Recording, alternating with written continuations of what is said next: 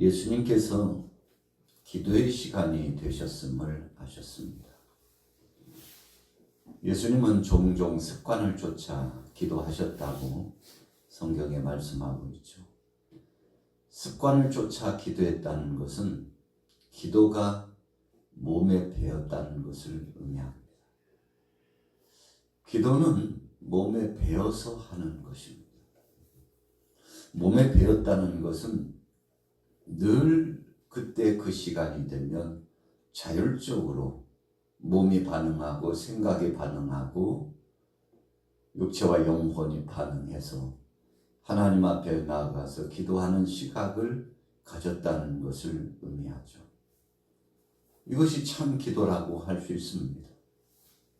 물론 위급한 상황 속에서 뜻하지 않게 돌발 상황 속에서 긴급한 기도를 할 때도 있고, 어떤 때는 시간을 정해놓고 그 시각 알람에 맞춰서 정해진 시각에 나가서 기도하는 바도 있습니다만, 몸이 반응하고 생각이 반응하고 우리 영혼과 육체가 반응해서 나도 모르는 사이에 기도의 자리로 가고 나도 의식하지 않는 사이에 내가 끌려서 기도하는 시간을 가졌다는 것은 참으로 더 복되다고 할 수 있습니다. 우리가 일상을 살아가면서 좋은 습관이 있고 나쁜 습관이 있습니다. 나쁜 습관이라고 하는 것은 내가 해서는 안 될 것인데 자꾸 몸이 반응해서 하는 거죠. 생각을 해서는 안 되는데 자꾸만 떠올려지고 생각되는 겁니다. 그래서 사실은 그렇게 해서는 안 되는데 나도 모르는 사이에 끌려가서 아니 내가 지금 왜 여기 와 있지? 아니 내가 왜 이러고 있지? 내가 이것을 지금 왜 먹고 있지? 여러분, 우리의 속에 또 다른 나 자신이 발동돼 가지고 나를 이끌고 가고 있다는 사실이죠. 우리가 믿음 안에서 경건하게 산다 할지라도 때로는 육신의 소욕, 인간적인 욕심, 이생의 자랑, 안목의 정욕, 이런 것들이 우리를 계속 엄습해오고 미혹하고 넘어뜨리려고 공격할 때가 있어요. 바울도 신앙생활하면서 한편에서는 복음을 전하고 많은 사람들을 구원하는 길로 인도했다고 했습니다. 그러나 또 다른 편에서는 자기 자신을 돌이켜보니까 나 이러다가 버림받는 거 아니야? 라고 걱정이 되고 자기 자신을 성찰하고 늘 돌이켜보면서 채찍질했다는 말씀이 나오죠. 이러다 도리어 내가 버리움 바 되는 것은 아닐까? 그런 두렵고 떨림이 바울에게 있었다고 했어요. 오라 공고한 자야, 이 사망의 몸에서, 이 사망의 역사에서, 이 저주 같은 곳에서 누가 나를 건져낼 수 있을까 하면서 자기 자신을 돌이켜보고 참 진짜 아찔한 순간이었다고 생각하는 것이 한두 번이 아니었다는 것입니다. 여러분, 우리가 일상생활을 하면서 종종 이런 것들을 경험할 수 있다는 겁니다. 왜 그럴까요? 믿음의 사람이지만 아직은 우리는 완전한 자가 된 것이 아님을 분명히 깨달아야 합니다. 나는 괜찮아. 내가 믿음이 얼마나 좋은데 이까짓 것만 과거에도 다 경험한 바요. 다 해본 건데 괜찮다니까 하고 자기 자신을 내려놓고 긴장하지 않으면 어느 한순간에 생각밖에 뜻하지 않게 악한 것이 와서 우리를 희롱하고 조롱할 때가 있다는 것입니다. 오늘 예수님께서 습관을 쫓아 기도하러 올라가셨는데 특별히 오늘 기도는 특별한 기도였음을 알 수 있습니다. 여러 제자가 있지만 다 데리고 가지 않았습니다. 오늘 겟세마네 동산에 예수님께서 올라가실 때 세 제자만 데리고 가셨어요. 한 제자는 베드로고 두 제자는 세베대의 두 아들이라고 했는데 야고보와 요한입니다. 그래서 중요한 순간이면 예수님께서는 이 세자 중심으로 결정하시고 결단하시고 이를 진행하신 예가 여러 번 있었죠. 베드로와 야고보와 요한을 데리시고 가셨어요. 기도 시간이 얼마인가요? 오늘 본문 말씀에 보면 제자들이 얼마나 졸음이 몰려오는지 몰라요. 예수님의 부탁을 받고 함께 기도하자. 너희들은 저기서 성경에 보니까 돌 던질 만큼 돌 툭 던지면 여러분 약 10m, 20m 그냥 가볍게 돌을 툭 던지면 그 정도 거리죠. 너는 저기서, 너는 여기서, 너희들은 거기서 기도해, 나는 여기서 기도할게. 돌 던진 만큼 거리를 두고 기도했어요. 어찌 보면 서로 방해되지 않고 기도에 집중하기 위해서 그러셨는지도 몰라요. 그런데 시간은 조금 이따 가서 제자들 보면 골아떨어져가지고 막 코 골는 소리가 예수님 기도하시는 곳까지 들렸을지도 모르죠. 뭐해? 정신 차려. 지금 깨어서 기도해야 돼. 예수님께서 몇 번씩 제자들을 확인하시고 권면하시고 채찍질하시고 지금 아주 심각한 상황이라고 같이 기도하자고 말씀하셨는데 너희가 어떻게 한 시간도 오늘 본문에 그랬잖아요. 어떻게 한 시간도 견디지 못하나? 예수님께서 강력하게 꾸짖으셨는데 여러분 기도 생활이라고 하는 것이 어떤 때는 내가 그냥 기도하는 것 같지만 절대 그러지 않습니다. 우리가 내가 기도하려고 하고 육신적인 생각과 힘으로 기도하려고 하면 어떤 때는 5분, 10분도 기도가 안 돼요. 뭘 기도해야 되지? 다 했는데 할 만큼의 5분 기도했으면 기도 많이 한 거지 뭐. 보니까 벌써 10분이나 기도했네. 여러분 더 이상 기도할 것이 없어요. 왜 그런 기도가 됩니까? 내가 기도하려고 하니까, 내 계산으로 내 생각으로 기도하려고 하니까 10분 되면은 좀 있으셔가지고 일어나자. 됐지 뭐. 형식은 갖췄잖아.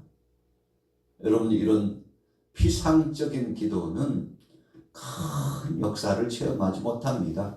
항상 그 자리가 그 자리고 영적인 경험 없이 그냥 인간적인 방법으로 기도하다가 끝나는 경우가 대부분이냐. 그러나 하나님의 성령에 이끌려서 하나님의 뜻 중심으로 하나님 내 기도를 들어 주옵소서, 하나님 이 기도를 도와주옵소서, 성령님 나 홀로 내버려 두지 마옵시고 내 마음을 사로잡아 주시고 내 생각을 지배해 주시고 내 입술을 주님 주장해 달라고 주님 앞에 소원하면서 간절하게 기도 제목을 붙이고 기도하기 시작하면 처음에는 내가 기도하는 것 같지만 시간이 지나면 영에 이끌려서 성령에 이끌려서 성령의 세술에 취해서 기도하기 시작하는데 여러분 이 기도가 영적인 영의 기도라고 하는 겁니다. 성령에 이끌린 기도라고 하는 겁니다. 그냥 내가 생각을 열고 마치 주문을 외우듯이 계획을 탁 폼을 잡고 이런 기도를 해야 되지 하고 생각하는 기도는 일반적인 기도고 하나님의 성령에 이끌려서 기도하다 보면 어디서부터 돌출되었는지 기도가 생각이 나고 다 잊어버린 사람들도 기억되고 그 모든 것 중에서도 풍부한 기도의 자원을 가지고서 또 기도하고 하나님 앞에 열심히 특심이 되어 영에 이끌려서 기도하게 되는데 여러분 이런 기도를 해야 되지 않겠습니까? 우리가 20년, 30년 신앙생활을 해도 육신적인 생각에 머무른 주문식 기도로 끝난다면 참 얼마나 창피하기도 하고 또 하나님 앞에서 참 내 믿음이 왜 이렇나 아직도 깊어지지 않고 수박 거달기식으로 나가는 내 자신의 영적인 경건의 이 모습을 보면서 참 내가 나를 봐도 한심하다. 여러분 이런 생활로 살아나가면 혼란이 오고 핍박이 오고 문제가 닥치면 머릿속에서 계산한 대로 생각하고 판단하고 결정합니다. 여러분 그래서 인본주의적인 판단과 결정이 나오기 때문에 자기 자아가 도출되고 그래서 자기 마음에 들지 않으면 고집을 부리고 자기 뜻이 아니라고 생각하면 억척스럽게 혈기를 내고 육신의 소욕을 가지고서 회방꾼이 되고 디딤돌이 되어야 되는데 거치는 걸림돌이 되고, 그래 아이고 내가 놓은 돌에 넘어졌구나 하고 오히려 그 상황을 기뻐하고 즐기는 사람이 될 수 있다는 것입니다. 이유가 뭡니까? 여전히 육신의 소욕과 지식적인 범위의 신앙생활을 했기 때문에 그렇습니다. 여러분, 그래서 지식주의적인 신앙인은 율법주의자가 됩니다. 상대에 대해서는 얼마나 예리한 칼날을 가지고 심판하고 재판하는지 몰라요. 그러나 자기 자신에 대해서는 관용을 합니다. 이 정도 하면 됐지. 내가 뭘 잘못했다고 그래 하고 따져 묻는 것이죠. 그러나 영적으로 깊어지고 기도가 깊어지고 성숙한 믿음의 사람은 정반대죠. 자기 자신에 대해서는 얼마나 철저한지 몰라요. 그러나 상대에 대해서는 관용을 베풀고. 얼마나 힘들면 그럴까? 다 그럴 수 있는 거 아니겠어? 그러나 자기 자신에 대해서는 하나님, 이 종이, 이 아들이, 딸이 또 죄를 범했사오니 나를 용서해 주시고 다시는 죄를 범하지 않도록 어거해 주시고 하나님 뜻대로 정말 질서 안에 믿음 안에서 폼나게 살아갈 수 있도록 나를 인도해 달라고. 여러분, 이런 기도 생활, 믿음의 생활, 성숙한 신앙 생활이 되는 거죠. 오늘 제자들은요, 지식주의에 머물렀죠. 그래서 제자들이 한때는 참 귀신이 쫓김 당하는 역사도 체험했지만 또 다른 한때는 변화산상 아래서 얼마나 창피를 당했는지 몰라요. 직전에는 큰 능력을 행하고 역사가 나타난 듯 했는데 다시 해보려니까 그 아버지의 아들, 참 고통스럽게 벙어리 귀신 들려가지고 괴로워하는 그 아들을 위해서 청원했지만 제자들이 수단과 방법을 다 해봤는데 그때도 아래쪽에는 9제자, 세 제자는 변화산상에서 예수님과 함께 있었잖아요. 좀 격이 있고 차별화된 그런 상황 속이었는데 잘하리라고 생각했던 제자들이 못했어요. 나중에 예수님 오셔서 자초지종을 듣고 보니까 이 제자들이 과거에 그 자기 자신들이 했던 것을 의지하고 우리도 할 수 있다니까, 얼마 전에 했다니까 하고 자기 자아를 드러내고 자기 중심을 드러내고 기다려봐요, 우리도 할 수 있다고 폼나게 해보일 것이라고 인간적인 생각을 가지고 아무리 고함을 지르고 사력을 다해도 꼼짝도 안 하고 창피를 당했는데 예수님께서 악한 귀신을 쫓아내 주시고 그 아이를 치료하시고 자유롭게 해주시고 해방의 기쁨을 누리게 해주셨는데 제자들이 조용히 예수님께 여쭙죠. 예수님, 우리는 왜 못했습니까? 그랬더니 기도 외에는 이런 유가 나갈 수 없느니라. 여러분, 여기서 기도 외에는 이런 유가라고 하는 의미는 하나님의 권능으로만 할 수 있는 것이지 인간적인 생각이나 열심으로 할 수 있는 것이 아니기 때문에 하나님의 권능을 의지했느냐, 하나님께서 하신다는 믿음을 가졌느냐, 너희는 그런 믿음을 갖지 못했고 하나님 앞에 기도를 통해서 그 능력과 권세를 청원하지 않았기 때문에 못한 것이다. 두 가지죠. 첫째는 하나님을 철저하게 의지하는 믿음, 두 번째는 이 능력조차도 내게서 자발생되는 것이 아니고 내가 아니라 하나님이 하신다고 고백해야 되는데 그러지 못한 것을 꾸짖으시면서 너희들이 할 줄로 알았더냐. 그러면 누구나 다 하지. 너희가 아니고 하늘에 계신 아버지께서 권능으로 역사해 주셔야 되는 것인데 너희의 부족은 그것이었다고 꾸짖어 말씀해 주셨는데 그때 제자들이 철이 들었잖아요. 여러분, 우리가 하루를 살아가면서 우리 힘으로 할 수 있는 것이 도대체 뭡니까?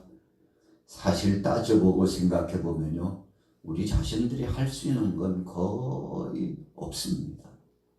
하나님이 허락해 주셔서 움직일 수 있고 하나님이 시간을 주셔서 그 시간을 활용할 수 있고 이 모양 저 모양 하나님이 주셔서 살아가는 것이죠. 여러분, 그래서 모든 것을 돌이켜보니까 주님의 은혜, 오늘 본문에 예수님은 하나님 아버지의 뜻을 묻고 할 수만 있으면 이 잔을 내게서 지나가게 하옵소서.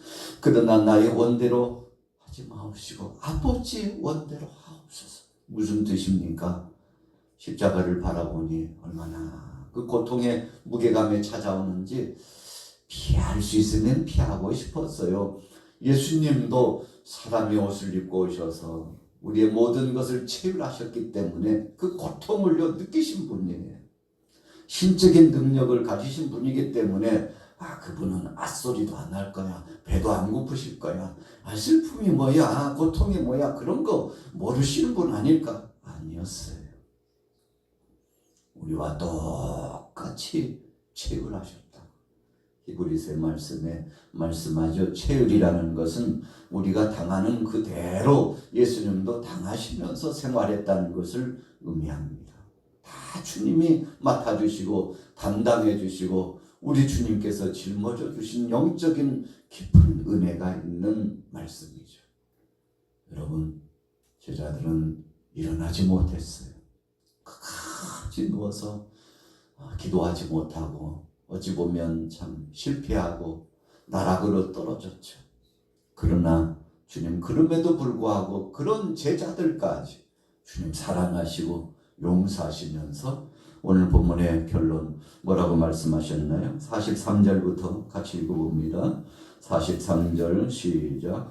다시 오사 보심즉 그들이 잠이 이는 그들의 눈이 피곤함일러라. 또 그들을 두시고 나아가 세 번째 같은 말씀으로 기도하신 이후에 이에 제자들에게 오사 이르시되 이제는 자고 쉬라. 보라 때가 가까웠으니 인자가 죄인의 손에 팔리느니라. 일어나라 함께 가자. 보라 나를 파는 자가 가까이 왔느니라. 됐어, 일어나. 너희가 어떻게 한 시간도 그것을 견디지 못하고 기도를 하지 못하느냐. 책망도 하시고 강력하게 권고도 했지만 시간은 지났어요.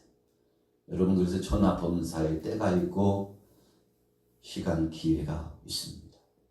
하나님이 정해주신 시간표가 있어요. 여러분, 그래서 이제 오늘 수요일입니다만 이 수요일은요 다시 돌아오지 않습니다. 어제 화요일 지났죠.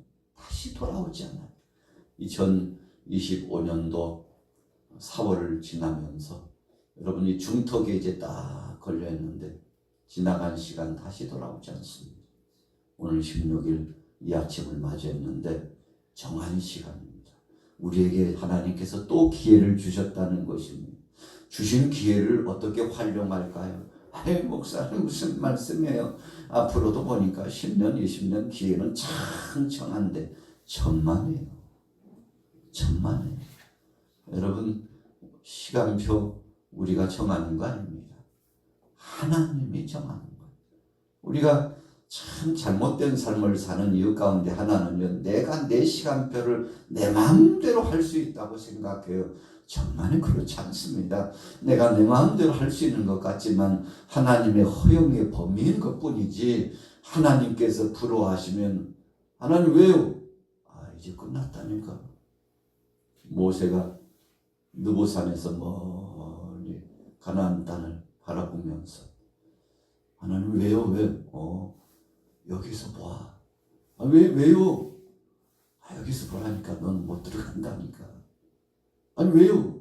아직 기력 잃게 창창한데. 그래도 여기가 끝이라니까. 하나님께서 모세에게 허락하시지 않아요. 힘도 있고 능력도 있는데 여력도 있고 지금도 무엇이든지 할 것 같은데 하나님께서 아니야.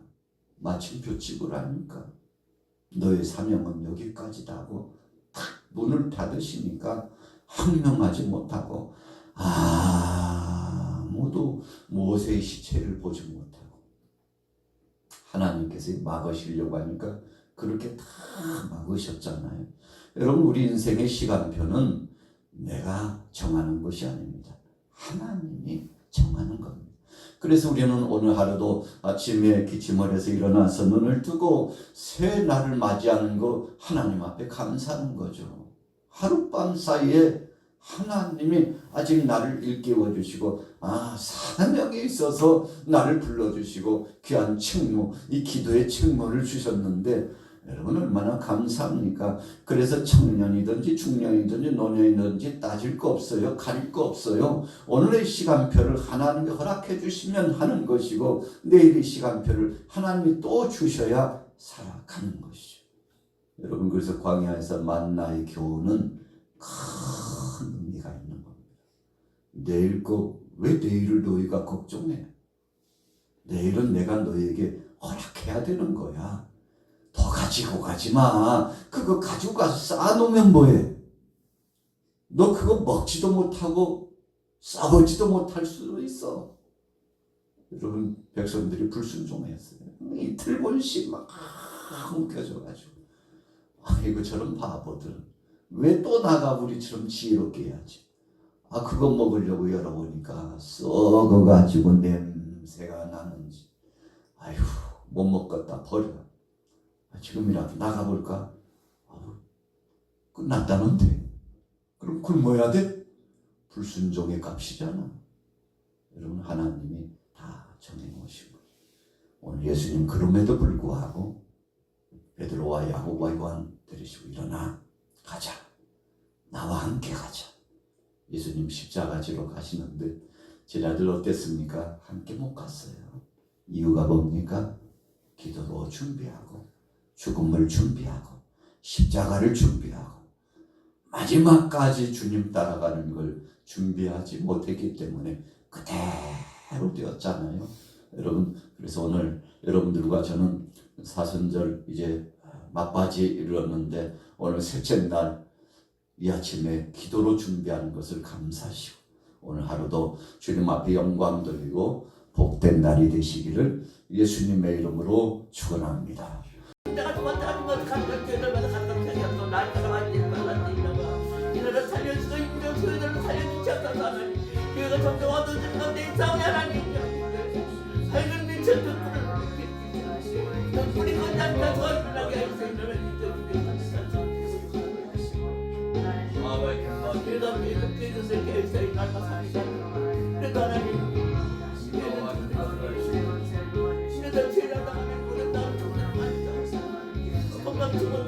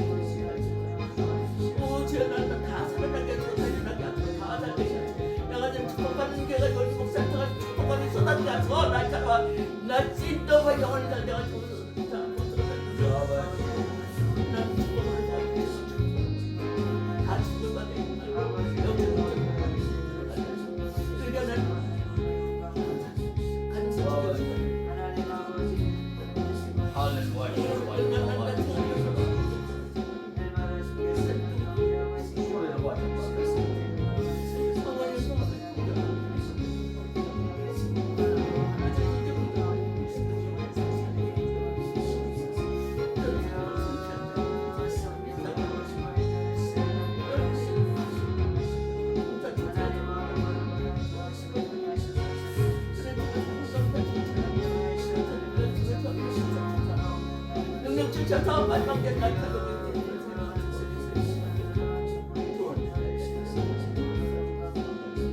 승리의 진화를